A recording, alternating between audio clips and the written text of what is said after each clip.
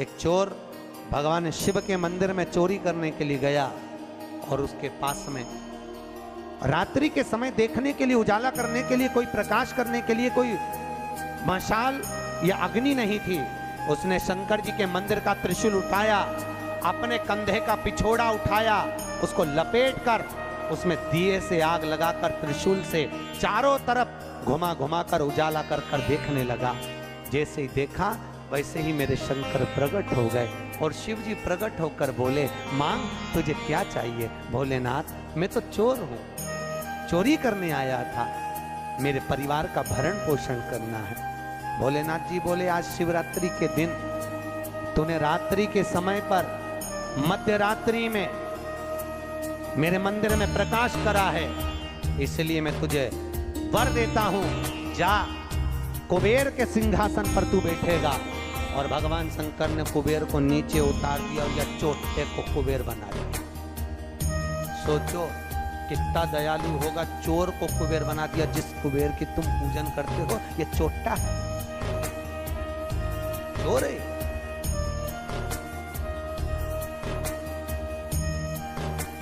और यही कुबेर जब खूब धनपति बन गया, खूब अपार धन आ गया, तो इसने पूरे 33 करोड़ देवी देवताओं को निमंत्रण करने बुला लिया। आओ साहब हमारे यहाँ आकर भोजन करो। क्यों?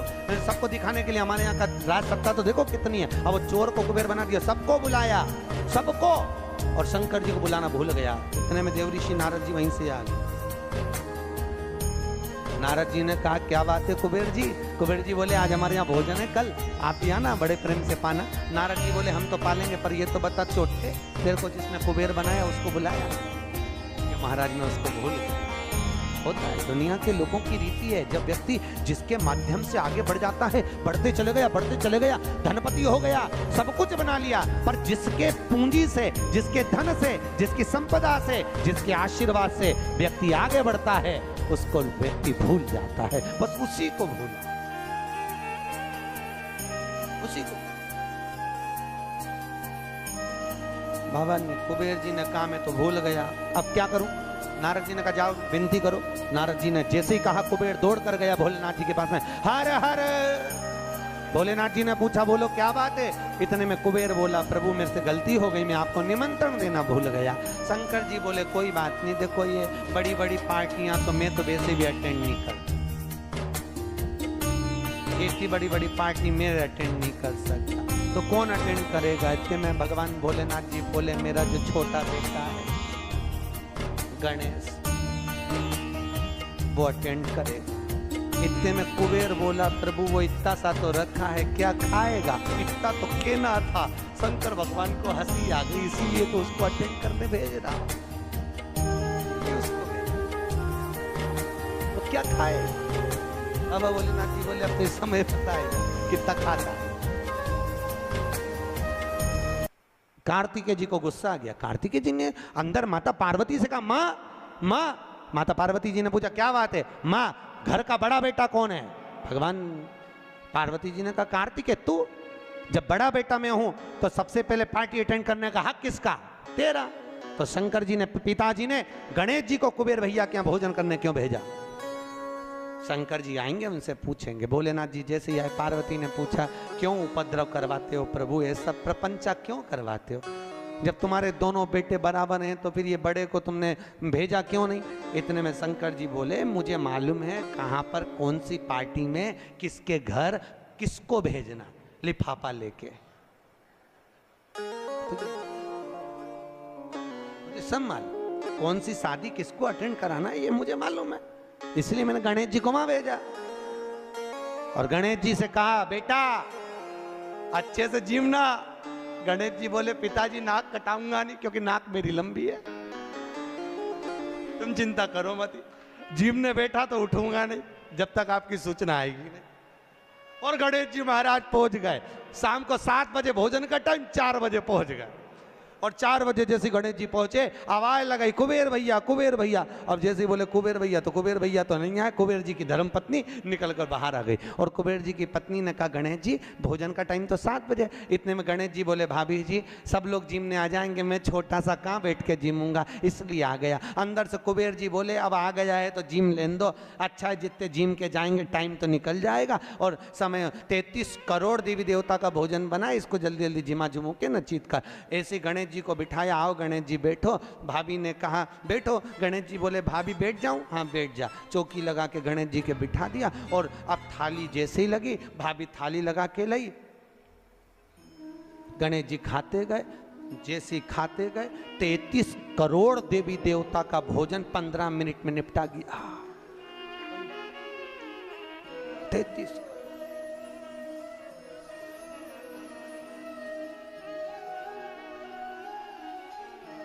करोड़।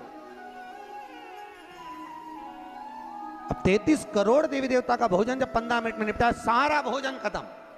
गणेश जी आवाज लगाए भाभी और लिया। भाभी गई तो चने की दाल की बोरी, चावल की बोरी, आटे की बोरी सूखी सूखी धरी आई, वो सूखा सूखा ही खा गया।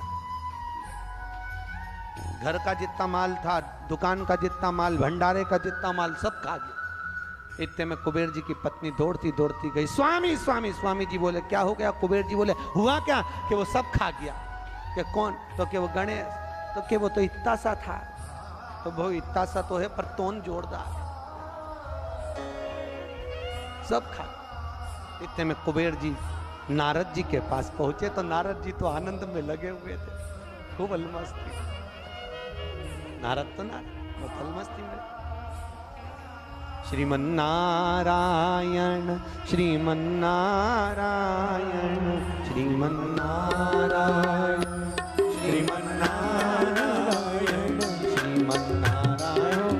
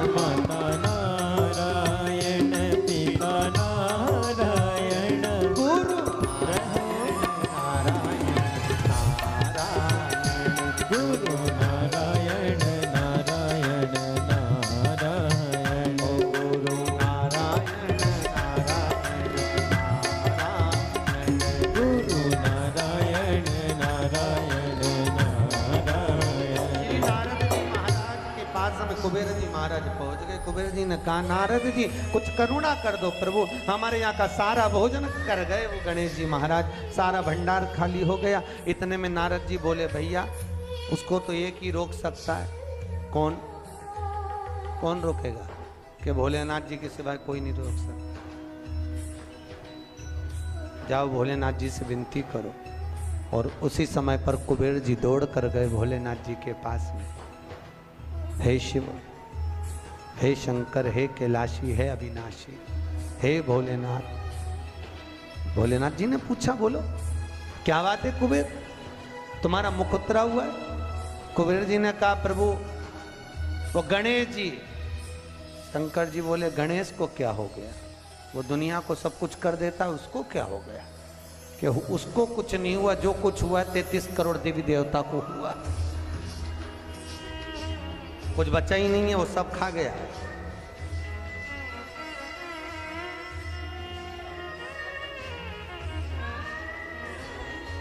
भगवान शिव ने कहा क्या चाहते हो? उनको जीवने से रोक दो प्रभु, कुछ बचा ही नहीं है, आप देखेंगे। शंकर जी ने एक दुर्बा उठा कर दे कि गणेश जी को दे देना कि ना ये दांत खरोच ले।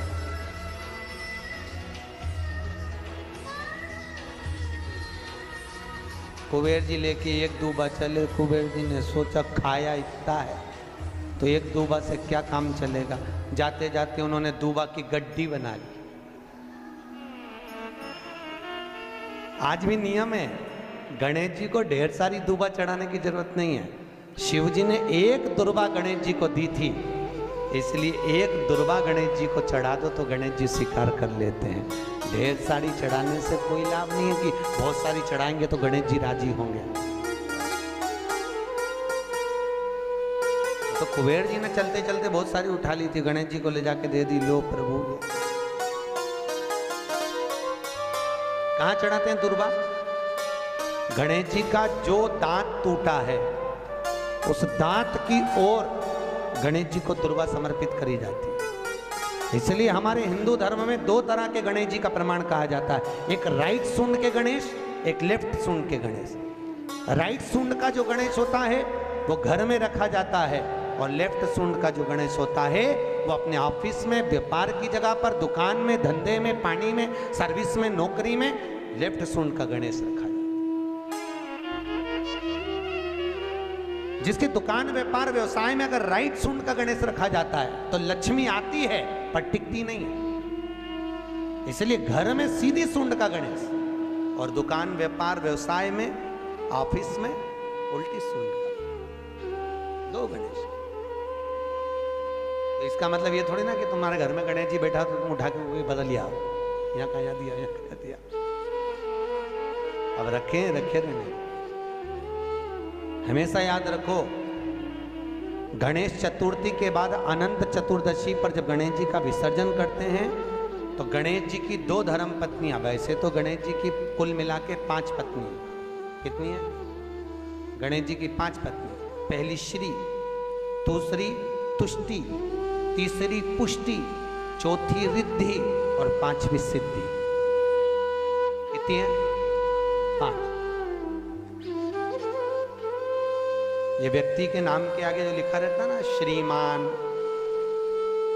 ये श्री संबोधन कहाँ से आया? और एक पीछे लिखते हैं, जैसे नाम के आगे लिखते हैं श्री और पीछे लगाते हैं जा में ई की मात्रा जी। लिखते हैं कि इधर नहीं लिखते? लिखते हैं श्रीमान अग्नि प्रसाद जी, श्रीमान बद्री प्रसाद जी, श्रीमान हरीश प्रसाद जी। तो श्री आगे क्यों आया और जी पीछे क्यों आया? कौन ने लगाया? किस लिए लगाया? कौन ने बताया कि आगे श्री लिखो? किसी के नाम के आगे जी लिख दे, पीछे श्री लिख दे, मर्जी अपनी, अपन कुछ भी लिख सकते। पर किसने कहा कि आगे श्री लिखो? क्योंकि गणेश जी महाराज जब विवाह करने जा रहे थे और गणेश जी की जब बारात जा रही थी तो यमुना जी के तट पर गणेश जी की प्रथम पत्नी श्री गणेश जी के चरण पखारने के लिए खड़ी हो गई। और प्रथम गिनती में जब गणेश जी चलने लगे तो श्री ने उनके चरणों को रोक लिया और कहा, प्रभु मैंने आपका आवाहन करा है, मैं आपको अपने पति के रूप में देखती हूँ। भगवान गणेश जी ने कहा, तूने प्रथमता में मुझे पाया है, जिसके नाम के आगे तेरा संबोधन लगा रहेगा वो जगत में प्रसिद्ध होता चले जाएगा। इसलिए श्रीमान लिखा जाता है। अब जी का संबोधन कहां से आया वो भी समझ लीजिए। हर कहीं से थोड़ी ना लगा दिया जाता है कि जी कहां से आ गया। एक पत्नी भी लगाती है ए जी, और जब वो बोले ए जी तो तुरंत खसक लो जी, नहीं तो 500 गया जी। उसके जी में थोड़ा भारीपन है।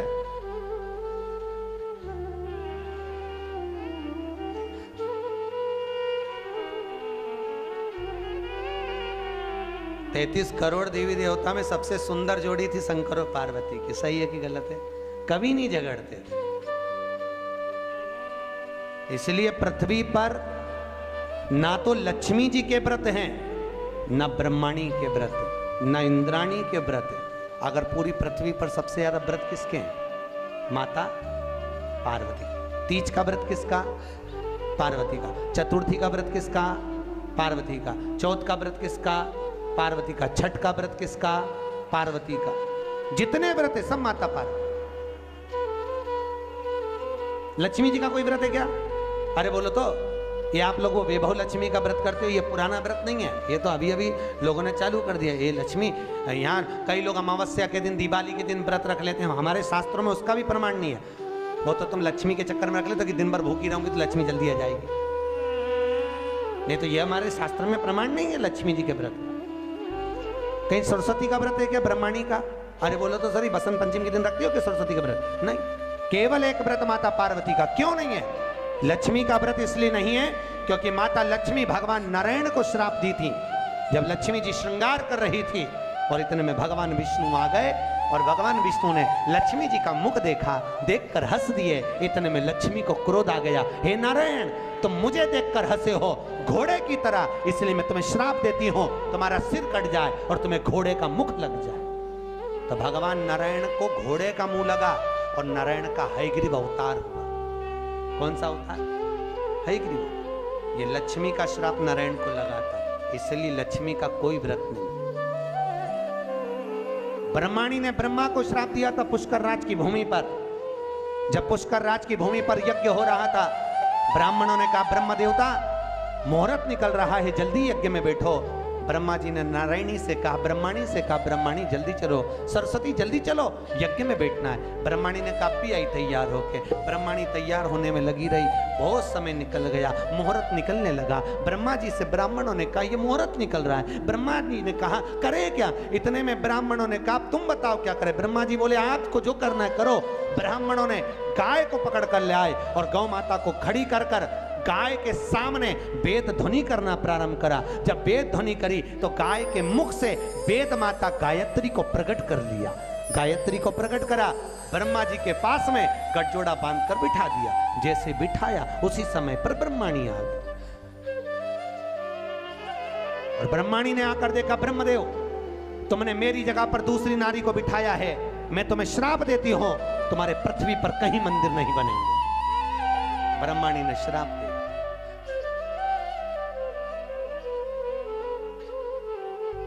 कहीं पर मंदिर है ब्रह्मा जी का? केवल एक जगह पुष्कर जी में जहां यज्ञ करा था वहां। तो ब्रह्माणी ने ब्रह्मा को श्राप दिया, लक्ष्मी ने नारायण को श्राप दिया, इंद्राणी ने इंद्र को श्राप दिया, और एक माता पार्वती ऐसी थी जो कभी ऊंची आवाज में बात नहीं करती थी। इसलिए पृथ्वी पर सबसे ज्यादा व्रत माता पार्वती के होते हैं। व्रत तुम्हारे भी चालू हो सकते हैं, तुम ऊंची आवाज में नहीं बोलो तो व्रत करा, दिक्कत नहीं है। व्रत तुम्हारे भी हो जाए चालू, बस तुम मीठा बोलो तो व्रत चालू करने में किसको दिक्कत? कई बुजुर्ग माताओं के तो आज तक व्रत चलते हैं। सही है गलत है? कई माताएं कहती हमारी सास ऐसी थी, इतनी बढ़िया गुरुजी, हमारी दादी सास ने ऐसा नियम बना दिया तो नियम चल रहा है। ये व्रत नहीं तो और क्या? जो सास दादी सास बना के चली गई वो नियम आज तक चल रहा है। ये व्रत ही तो है, उन्होंने अच्छा करा इसलिए नियम चल रहा है। तुम भी कुछ अच्छा करो, खूब प्रेम से बोलो, मीठा बोलो, अच्छा बोलो, तो तुम्हारी बहुएं भी कहेंगी हमारी सास इतना जोरदार बोलती थी, इतना जोरदार, तो तुम्हारे व्रत चालू हो जाए। अब तुम जब भी बोलो तो चामुंडा और चंद्र घंटा की तरह बोलो, तो कौन व्रत करे? मीठा,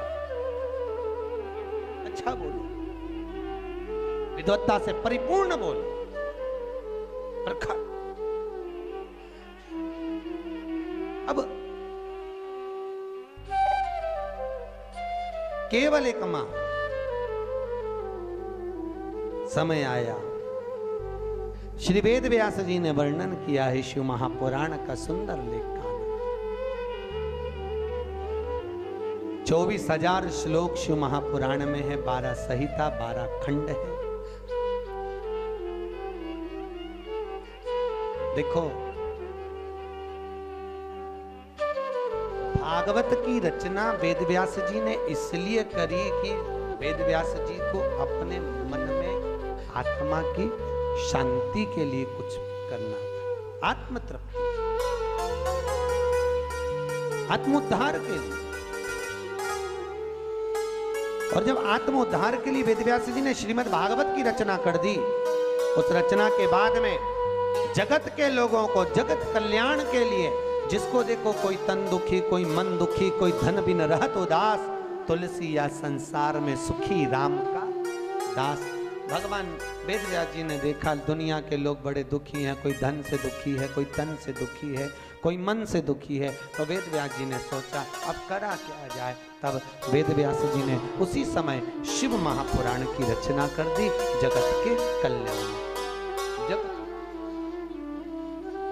शिव महा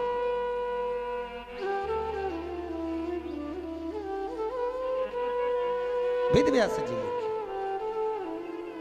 एक बड़ा सुंदर महत्तम लिखा, बड़ा सुंदर तत्व लिखा वेदव्यास शिव महापुराण के। कहते हैं भागवत पितरों को तारती है, रामचरितमानस जीव को तारती है, पर वेदव्यास जी शिव महापुराण में लिख रहे हैं, अगर शिव महापुराण की कथा देखो, भागवत तो गोत्र से तार रही है। काय से तार रही है? गोत्र से। सुनिए भागवत, अरे बोलो तो सुनिए। गौकर्ण ने धुंधकारी के लिए गया जी में पिंडदान करा था कि नहीं करा था? उसके बाद भी धुंधकारी तरा था क्या? अरे बोलो तो नहीं तरा। गया जी में पिंडदान करने के बाद भी धुंधकारी नहीं तर पाया। क्यों नहीं तरा? क्या गया से मुक्ति नहीं मिलती लोगों को? अगर गया से मुक्ति नहीं मिलती तो दुनिया के लोग गया जी में जाके पिंडदान करते क्या? नहीं करते। गया भी मुक्ति का केंद्र है, गया जी से पिंडदान करने से लोगों को मुक्ति मिल जाती है, पर धुंधकारी को क्यों नहीं मिली? उसका कारण था क्योंकि जब जब गोकर्ण पिंड देता था, धुंधकारी का नाम बोलता था, अपना गोत्र बोलता था, पर उसको ये नहीं मालूम था कि ये धुंधकारी माँ की संतान नहीं, धुंधकारी तो किसी सहेली की संतान थी और माँ पैसे देकर उसको गोदी लेकर आ गई थी, नाम अपना दिया, गोत्र अपना दिया, पर ये नहीं समझ पाया कि ये दूसरे की संतान, इसलिए वो तर ही नहीं पाया। भागवत गोत्र से तारती, राम कथा जीव को तारती है, पर शिव महापुराण कहती है अगर शिव पुराण की कथा में अगर माताएं और पुरुष वर्ग अगर कथा को सुनते हैं तो माता के पक्ष की 7 पीढ़ियां और पुरुष वर्ग के पक्ष की 7 पीढ़ियां बिना गोत्र के ही तर जाती है। शिव महापुराण की कथा बिना गोत्र। क्यों? शंकर जी का क्या गोत्र है? बोलो तो। जब उनकी शादी हो रही थी ना भोलेनाथ जी की, तो पंडित जी ने पूछ लिया, संकल्प देते कन्यादान का। कन्यादान के संकल्प के समय पर पंडित जी बोले अमुक नाम शंकर, पिताजी का नाम शंकर, दादाजी का नाम बोलो शंकर। परदादा का नाम शंकर। इतने में पंडित जी को बुरा लग गया। पंडित जी ने सोचा, बताओ ब्याह करने आया है कि नशे में आया? पिता का नाम शंकर, खुद का नाम शंकर, दादाजी का नाम शंकर, परदादा का नाम शंकर। इतने में तुरंत पंडित जी उठ के खड़े होकर हिमालय राज से बोले, वहां भोलेनाथ जी के सम्मुख में हिमालय राज से बोले, हिमालय राज ये कैसा दूल्हा, अपनी लड़की को तुम्हें इसके साथ बिया रहा, नशेले के साथ, गंजेड़ी भंगेड़ी के साथ? इसे इतनी सूझ नहीं कि अपने पिताजी का नाम क्या है?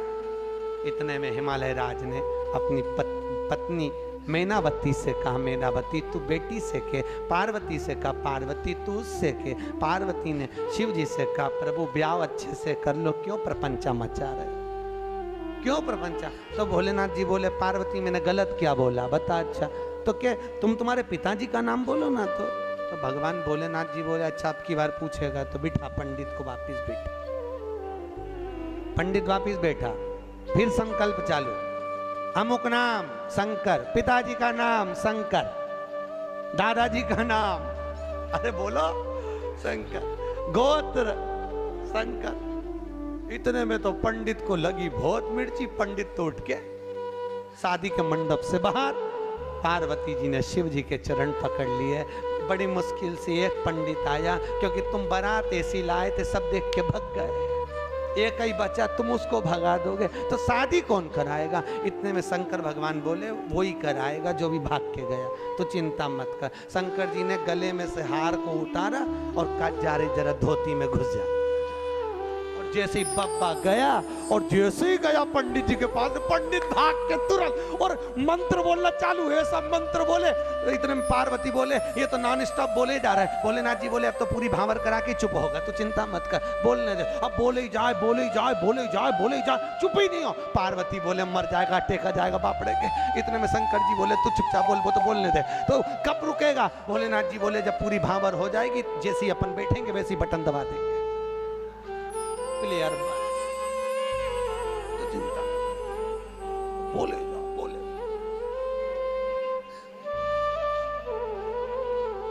पार्वती बोली, अभी भी चुप नहीं हुआ। भोलेनाथ जी ने कहा, 7 भावर हो गई, अब तो हार हार।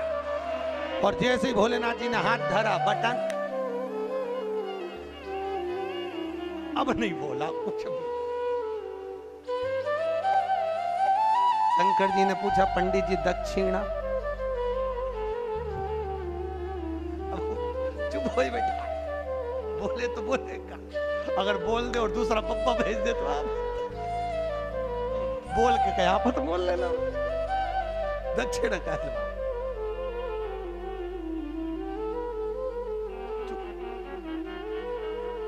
पार्वती जी ने पंडित जी का तिलक करके पूछा, आपको क्या दूं?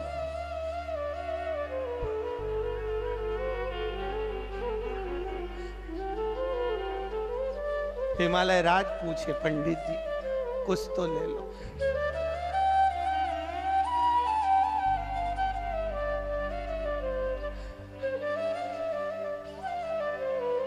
पीछे से ब्रह्मा जी ने कहा, तो आप पोथी उठा के, कुछ नहीं। घर पे पंडित जी की पत्नी ने पानी पिला के पूछा, शादी कैसी रही? आवाज निकले से तो बोलत रहे, अब निकले तो बोले, कुछ बोले तो। शिव का तीसरे दिन कथा में आएगा शंकर जी का विवाह, जो अपन सुनेंगे। करुणा सागर, यह शिव कथा कहती है, भगवान शंकर की कथा में गोत्र की भी जरूरत नहीं है, या बिना गोत्र वाले को भी तार देती है शिव पुराण। आप सुनोगे, माताओं ने श्रवण करी तो उनका माए का पक्ष की भी 7 पीढ़ी, ससुराल पक्ष की भी 7 पीढ़ी कथा को श्रवण कर कर तर जाती है। ऐसी शिव महापुराण की कथा है। शंकर तरण तारण वाला, अब कौन ऐसी कथा होगी? भागवत गोत्र से तारे जीव को तारे राम कथा, शिव महापुराण।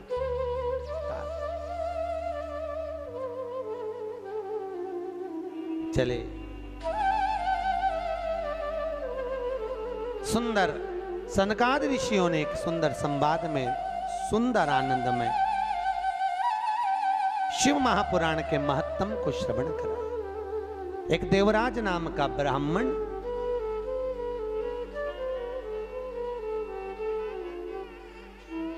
ब्राह्मण कर्म से वंचित रहा। देखो, हमारा जन्म जिस कुल में, जिस गोत्र में, जिस जगह पर हुआ है, हम उस वर्ण के अनुकूल रहे। ब्राह्मण का कर्म है शास्त्र पढ़ना, शास्त्र सुनाना। वैश्य का कर्म है धन एकत्रित करना। क्षत्रिय का कर्म है रक्षा करना। शूद्र का कर्म है इन तीनों वर्णों की सेवा। पर आज के जमाने में सब अपने अपने वर्ण से विभाजित। द्रौपदी के सम्मुख में एक प्रश्न आया था। द्रौपदी के सम्मुख में सामने एक प्रश्न आया था। अश्वत्थामा ने द्रौपदी के सोते हुए 5 पुत्रों का वध कर दिया। सुनिए कथा भागवत जी में, द्रौपदी के सोते हुए 5 पुत्रों का वध अश्वत्थामा ने करा था।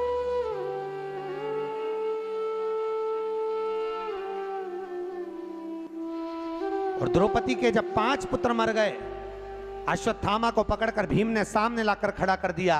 द्रौपदी के हाथ में तलवार दे दी, मार दे द्रौपदी इस अश्वत्थामा को। द्रौपदी कहती है इसको नहीं मार सकती। क्यों? क्योंकि ये मेरे गुरु का पुत्र है, ये मेरे गुरु का पुत्र है। द्रौपदी, इसने तेरे बेटे को मारा, तू इसको मार दे।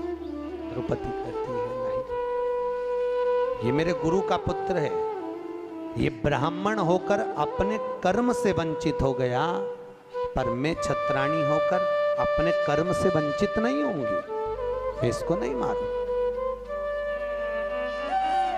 मैं इसको मारूंगी नहीं।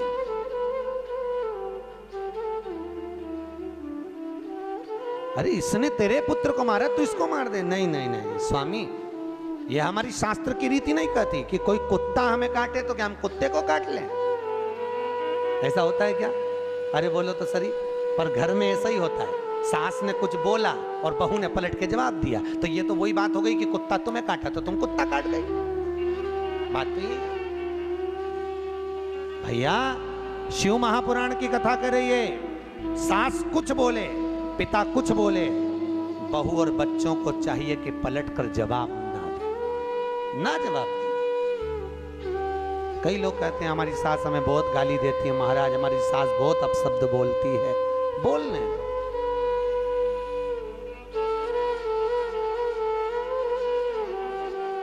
तो बोले। एक पत्थर का टुकड़ा एक खदान से निकला, उसी खदान में से मार्बल का जब टुकड़ा निकला,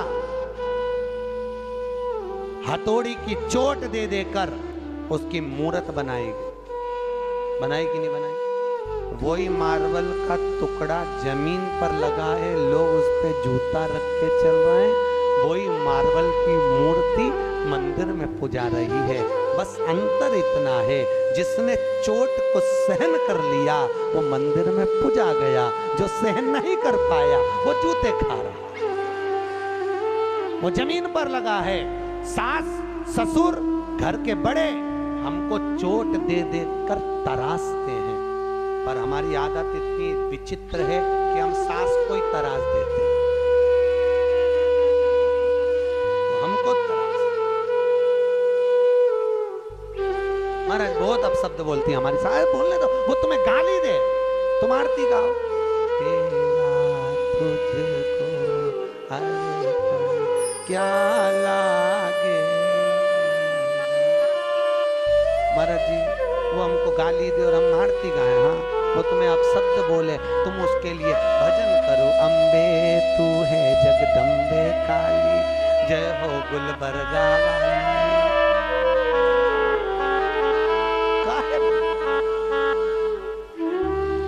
मीठा बोलिए, कहे को अपशब्द कभी मत बोलो अपशब्द। शास्त्र कह रहा है, वैज्ञानिक रिसर्च में लगे हैं। शास्त्र कहता है जो शब्द हमारे मुख से निकलते हैं वैज्ञानिक कहते हैं 21 दिन के अंदर वही शब्द घूमकर वापस हमारे पास में आ जाए।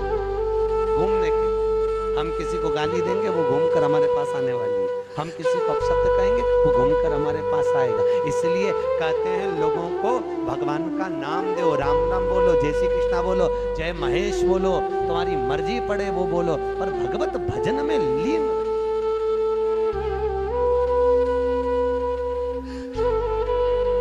भगवत भजन एक जगह शिव महापुराण की कथा करने गए थे, कहा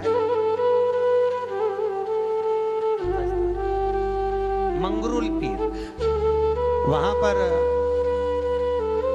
हमारे मारवाड़ी समाज के महेश्वरी बंधु कुछ बोले कि हम तो वेंकटेश भगवान को मानते हैं, हम कथा में नहीं आएंगे, तुमने गलत कथा रख ली शिव महापुराण।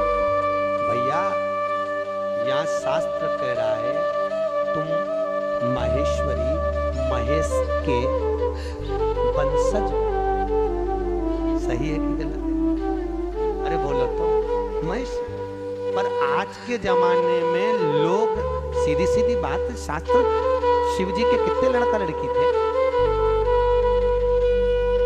अरे बोलो तो शंकर भगवान के कितने बच्चे? शिव जी के 7 लड़के और 6 लड़कियां थी। कितने लड़के थे? 7 लड़के और 6 लड़कियां भगवान भोलेनाथ के। उन 7 लड़कों में से भगवान शिव के 5वें नंबर के लड़के से महेश्वरी वंश का उत्पत्ति हुई है, तब जाकर तुम महेश्वरी कहे। और तो लोग कहते हैं हम तो भैया नारायण वाले, हम शंकर जी का प्रसाद नहीं लेंगे, हम शिव के मंदिर नहीं जाते। अरे भैया क्यों ला जाते हो? भगवान महेश के वंशज हो, महेश को नहीं पूछोगे, दादा बाबा को नहीं पूछोगे तो किसको? मुझे बहुत प्रसन्नता हुई थी जब गुलबर्गा में महेश्वरी समाज की यहाँ पर अध्यक्ष बैठी है, महेश्वरी महिला मंडल की, तो आज से 12 साल पहले कथा करी थी शिव महापुराण की, महेश्वरी महिला मंडल ने करवाई थी। एक बार जोरदार ताली बजाओ पूरी महिला मंडल की। बहुत ऐसे शुभ कार्य हमारे जीवन में, हम जब मृत्यु लोक में अगर जन्म लिए हैं, हमारे जीवन काल में जब हम आए हैं और उस काल में आने के बाद में हम कुछ सत्कर्म की ओर, सत्कर्म, ये जितने मारवाड़ी हैं, चाहे अग्रवाल हो, चाहे महेश्वरी हो, चाहे ये ओसवाल कहते हैं, दिगंबर कहते हैं, हम वहां से निकले, हम वहां से निकले, इन सब की उत्पत्ति शंकर से, किसी की उत्पत्ति बाहर से नहीं, किसी की उत्पत्ति बाहर, सब शिव के, सब शंकर के, जितने मारवाड़ी, ओसवाल, खंडेलवाल, अग्रवाल, महेश्वरी, ये जितने जितने जितने जितने हैं सब शिव के। शंकर भगवान की जो 6 लड़कियां हैं, जया, विशरा, आदिक आदिक आदिक आदिक, इन सब से उत्पत्ति है पूरी। हाँ।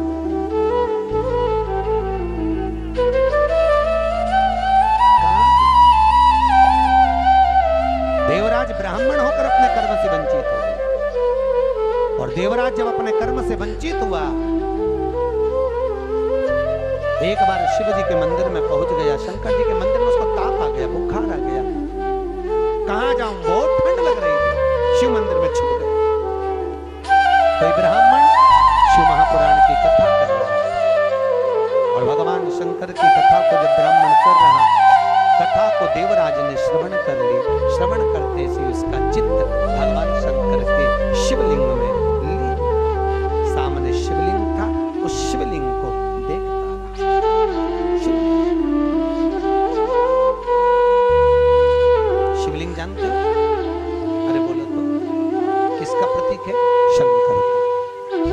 लिंगायत संप्रदाय के अंतर्गत, अगर आपके यहाँ पर लिंगायत संप्रदाय है तो लिंगायत संप्रदाय के अंतर्गत जितना प्रामाणिकता भगवान शंकर के शिवलिंग की है, लिंगायत संप्रदाय के अंतर्गत माता हो, पुरुष हो, गले में चांदी की कटोरी में भी शंकर का शिवलिंग धारण करते हैं। शंकर का शिवलिंग। लिंगायत संप्रदाय के अंतर्गत अगर घर में बच्चा जन्म लेता है तो माँ उस बच्चे को दूध नहीं पिलाती जब तक के लिंगायत संप्रदाय का मंत्र उस जन्म लिए बच्चे के कान में नहीं दे दिया जाता, तब तक उसको दूध भी नहीं मिला। जो यहाँ पर लिंगायत संप्रदाय का अगर कोई बैठा हो तो उसको मालूम होगा। बैठा कोई माताएं बैठी, अरे वाह, जोरदार ताली बजाओ पूरे लिंगायत संप्रदाय के लिए, बहुत बहुत धन्यवाद। शंकर भगवान के शिवलिंग का स्मरण करना, शंकर के शिवलिंग का जलोभाग ग्रहण करना, शंकर भगवान के शिवलिंग को आनंद सुख में अपने गले में धारण करना, ये हृदय से शिव को लगा कर रखना, शंकर को अपना बनाना। हमारे अग्रवाल जी से हमने पूछा, बोले गुरुजी कल शोभा यात्रा वो ईश्वर मंदिर से निकलेगी। हमने पूछा कोई मंदिर क्यों चुना तुमने पूरे बुलवाड़ा में से? कहे गुरुजी हम वहां पर हर सावन में हर सोमवार को जाते रहते हैं, बाबा भोलेनाथ जी से कुछ जान पहचान ऐसी हो गई, बाबा छोड़ते नहीं है और हम छूटना नहीं चाहते। तो जिससे दिल लग जाता है, तो शंकर का शिवलिंग से अग्रवाल जी आपका दिल लग गया तो वो लिंग तुम्हारा हो गया और तुम उस शिवलिंग के हो गए। शिव देखो, दिल लगाना बहुत जरूरी है। अमेरिका वालों ने रिसर्च करा है, अटैक की बीमारी से बचना हो तो दिल लगा लो। वो बोल रहे हैं कुत्ता पालो, वो कह रहे हैं गैया ये पालो वो पालो। हमारे वैज्ञानिकों ने, हमारे संतों ने, हमारे राष्ट्र के संत वेदव्यास जी आदि का आदि जितने संत हुए, उन्होंने तो पहले से ही कहा इस दिल को लगा कर रखिए। अगर ये दिल संतों में लग गया, सत्संग में लग गया, गौ माता की सेवा में लग गया, शिवलिंग में लग गया, तो फिर ये दिल अगर वहां खुल गया तो फिर हॉस्पिटल में नहीं खुलेगा। हॉस्पिटल में उसी का दिल खुलता है जो सत्संग में नहीं खुला। इसलिए अटैक की बीमारी उसी को आती है, समझ गए?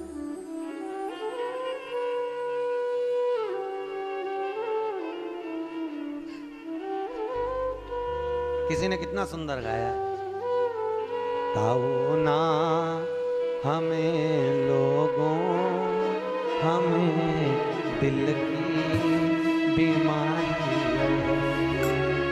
सताओ ना, हमें लोगों, हमें दिल की, बोलो तो, बीमारी। हमारा वेद काशी में वो त्रिपुरारी, हमारा वेद काशी में वो त्रिपुरारी।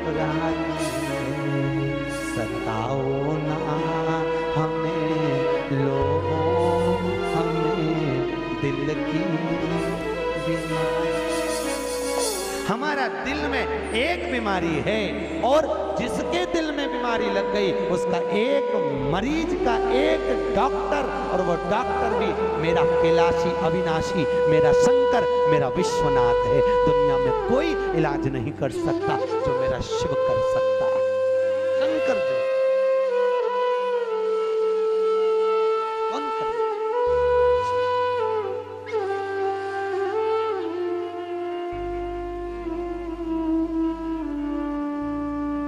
बीमार होने पर लोग तुम्हें आईसीयू में पटक देते हैं, वेंटिलेटर पर पड़ा है, परिवार का आदमी भी अंदर नहीं जा सकता केवल डॉक्टर के सिवा। कोई जाता है? बोलो तो, कोई नहीं। पर उस वेंटिलेटर पर भी, उस आईसीयू में भी एक अंदर है। वो कौन? वो त्रिकालदर्शी मेरा शिव अंदर विराजमान है। इसलिए कहते हैं जब व्यक्ति को घात आती है, एक्सीडेंट होता है, तकलीफ आती है, अटैक आता, शुगर बढ़ती, बीमारी आती, कोई किसी देवता को याद नहीं करता, ना नारायण, ना कृष्ण, ना देवी, ना देवता। अगर कोई याद करता है तो केवल शंकर को महामृत्युंजय का जाप करवाता है। क्यों? क्योंकि शिव है तो श्वास चल रही है, शिव निकल गया तो केवल शव रह गया। इसलिए उस शंकर को याद करते कि निकल कर चले मत जाना, आईसीयू में रहना, आईसीयू में वेंटिलेटर पर रहना। जब तक हमारे यहाँ का जीव पड़ा है तब तक शिव उसके अंदर रहे। शिव है तो शरीर है और शिव गया तो केवल शव।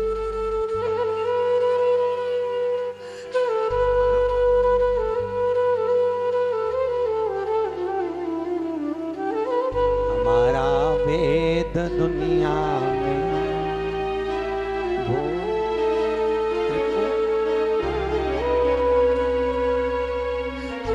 एक बहुत अच्छा भजन हमारे भगत लोग गाते हैं, काल क्या करेगा।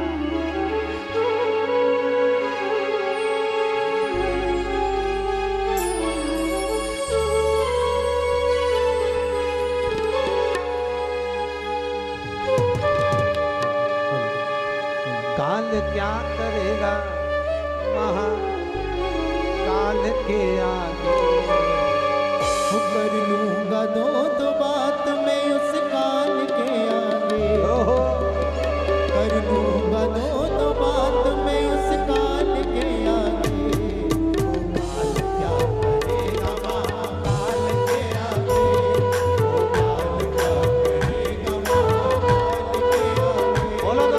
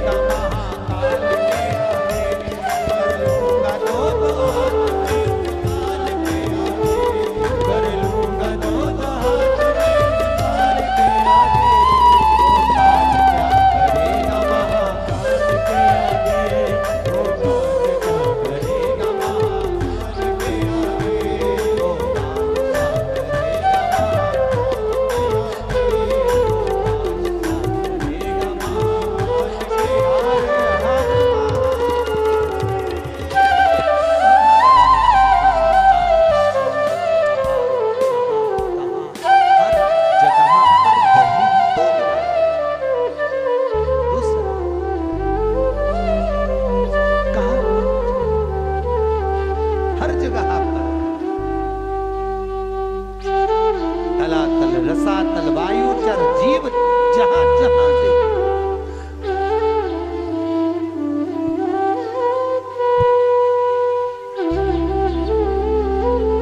चला रहा शिव है तो तुम कथा भी सुन रहे। सही है कि गलत? शिव है और शिव नहीं तो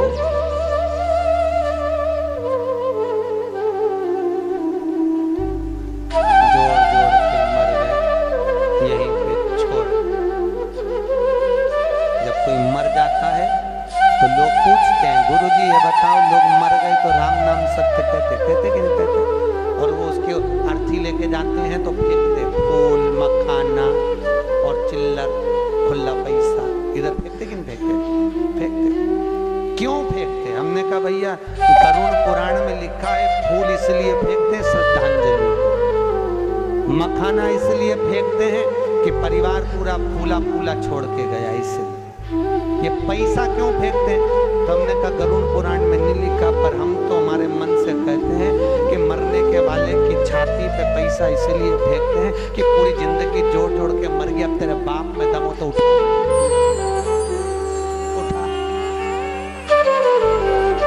एक एक रुपए के पीछे रात के 10-10 बजे तक बैठा, खाने तक की फुर्सत नहीं मिली, कमाए कमाए कमाए जोड़ जोड़ के मर गया, उठा राम नाम।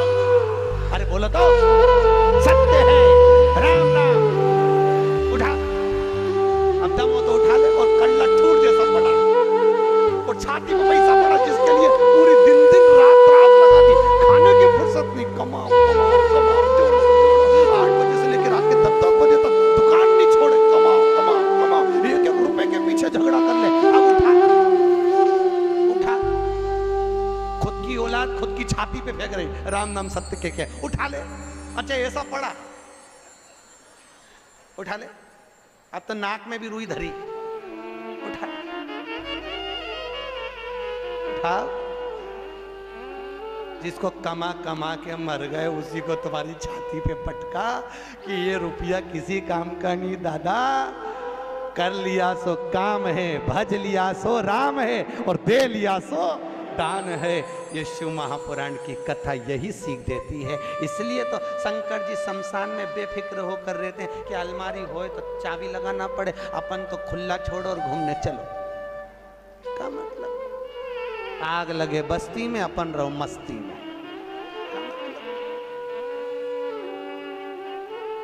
क्या मतलब? नामदेव जी का चरित्र सुना? नामदेव जी, एक बार नामदेव जी की कुटिया में आग लग गई, गांव के लोग इकट्ठे हुए, उन्होंने नामदेव जी के घर में से गद्दा वगैरह चटाई वगैरह निकाल ली, थोड़ी किताब। नामदेव जी आए, उन्होंने देखा आज तो मेरी कुटिया में आग लग गई। धन्य है रे भगवान, बारे मेरा पांडुरंगा, हरि विठल, गजब करा तूने, आज अग्नि के रूप में आ गया। बारे प्रभु वाह। नामदेव जी से लोगों ने कहा हमने इतना सामान बचा लिया। नामदेव जी बोले काय को बचाया? भगवान आए थे, दे दो, लाओ दो। गद्दा भी पटक दिया, चटाई भी पटक दी, रजाई भी पटक दी। गांव के लोगों ने सोचा अपन ने तो बचाया, बताओ इसको देखो तो सही, पूरा आगी में पटक दिया, अगली बार लगने दे आग, अपन एक चीज नहीं बचा। और एक गांव का लोग इसको ओढ़ने के लिए कुछ मत देना, ठंड का समय, ठंड में मर जाएगा अपने आप। नामदेव जी आगी लगी, कुकड़ते कुकड़ते सो रहे। गांव के लोगों ने कहा एक रात सोएगा ना बिना रजाई गद्दा के मर ही जाएगा, मत दो एक। गांव के लोगों ने दिया ही नहीं, सब चले गए। इसको सबक देना जरूरी है। नामदेव जी रात को सोए, भगवान ने सोचा अग्नि के रूप में भी मेरा दर्शन करा इस नामदेव ने, मेरा भगत है, ऐसा ठंड में उकड़ उकड़ के मर जाए क्या मतलब। भगवान रात को आके मखवल का गद्दा बिछा के, मखवल की रजाई, सुंदर तकिया, सुंदर झोपड़ा बना के भगवान ने उसको सुलाया। गांव के लोगों ने सोचा चलो चल के देखे जिंदा है कि मर गया। जो जाके देखा वे तो मखवल के गद्दे रजाई में, एक नंबर झोपड़े में सो रिया। नामदेव जी को जगा के गांव के लोगों ने पूछा क्यों इतना जोरदार झोपड़ा किसने बनाया, महल जैसा? कौन आया था, तुम्हारा रिश्तेदार? नामदेव जी बोले हाँ। एक रात में बना गया? हाँ भैया नामदेव, तेरा रिश्तेदार झोपड़ा अच्छा बनाया, ऐसा झोपड़ा हमारा भी बनवा दे। नामदेव ने कहा लगाओ हाथ। अभी तुम्हारे घर में आग लगाओ, वो बना के जाएगा। प्रैक्टिकल तो करो तो सच। आदमी कितनी मेहनत करा वो नहीं दिखता, परंतु ये महल कैसे बन गया, ये इतना माल कैसे आ गया, ये कैसे हो गया? अरे भाई मेहनत तो लगाओ, आग अपने अपने घर में भी लगाओ, अभी आएगा रात के बनाने, लगाओ, करना पड़ता है। भजन नहीं करो तो भगवान मिले? शिव करुणा सागर शंकर ने, देवराज भगवान शंकर के शिवलिंग का स्मरण कर कर शिव में समाहित हो गया, प्राण छोड़ गए, शंकर के धाम गया। महत्व वर्णन करता है कि बिंदुक नाम का ब्राह्मण था जिसकी धर्म पत्नी का नाम था चंचुला देवी। क्या नाम था? चंचुला। एक होती है धर्म पत्नी, एक होती है पत्नी। ये चंचुला जो थी ये धर्म पत्नी नहीं थी, ये पत्नी थी। धर्म पत्नी और पत्नी दोनों में जमीन और आसमान का अंतर होता है। धर्म पत्नी पति को धर्म के पथ पर लेकर जाती है, धर्म पत्नी पति को शिव महापुराण तक लेकर जाती है, और पत्नी पति को सिनेमा घर तक लेकर जाती है। अंतर, पत्नी पति को शॉपिंग मॉल तक लेकर जाती है, पत्नी पति को मायके तक लेकर जाती है, और धर्म पत्नी पति को कहती है चलो सालसर भवन में कथा चल रही है, चलो। रोज प्रतिदिन कहती है। आपसे निवेदन है 7 दिन में 1 दिन धर्म पत्नी का फर्ज अदा करना।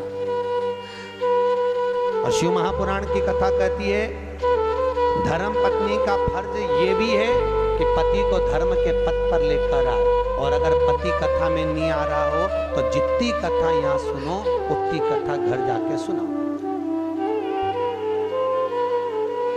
यही बात हमने पूना में मंगलवार पेट में कही थी कि जितनी कथा यहाँ सुनो घर जाके सुनाओ। एक नई नवेली बहू तीसरे दिन कथा में आके बोली गुरुजी आज मेरा सेठ कथा में आया है। मैंने कहा बहन मिलवाना हो। आखिरी में वो बेलपत्र लेने आया तो हमने पूछा भैया 3 दिन कथा में नहीं आया, आज चौथे दिन कैसे आया? उसने कहा गुरुजी रात को 9 से 12 सुनने से अच्छा है दिन में 2 से 5 सुनती। ये पूरी रात बैठ के तुम्हारी कथा सुनाती रहती है। आपसे भी निवेदन है, आप भी प्रतिदिन नियम बना लो, जितनी यहां से सुन के जाओ बस चरण दबा दबा के जी वो सीवर वाला महाराज